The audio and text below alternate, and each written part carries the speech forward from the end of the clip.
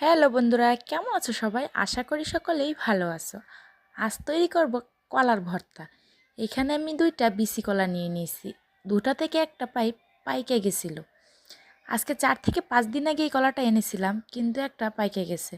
আজ ভাবলাম কলার ভর্তাটা একদম বানিয়ে ফেলি, কিন্তু বেশ বানাতে গিয়ে তো আর বানাতে পারছি না। কলা একটা পেকে গেছে, তারপরে আমি এটাকে ছুরি দিয়েই ছোটো ছোটো করে নিলাম। কার কার কাছে আমার মতো বিসি কলা খেতে ভালো লাগে প্লিজ কমেন্ট করে জানাও। আর এই যে অনেকটা তেঁতুল নিয়ে নিয়েছি, একটা শুকনো মরিচ পুড়ে নিয়ে নিয়েছি, আর একটা কাঁচামরিচ কুচি করে নিয়েছি। তার সাথে দিয়ে দেব কিছুটা ধনিয়া পাতা। আমি প্রায় সময় এইভাবে ভর্তা মাখা করে খাই। এই তো নিয়ে নিলাম, আর দিয়ে দেব তার সাথে একটুখানি লবণ, শুকনো মরিচটা গুঁড়ো করে দেব, একটা লেবু পাতা দিয়ে দেবো স্মেলের জন্য, তারপর একটুখানি চিনি দিয়ে দেব, আর তারপর হাতের মধ্যে যত জোর আছে তা দিয়ে ছটকে নেব। এই তো আমি মেখে নিতেছি।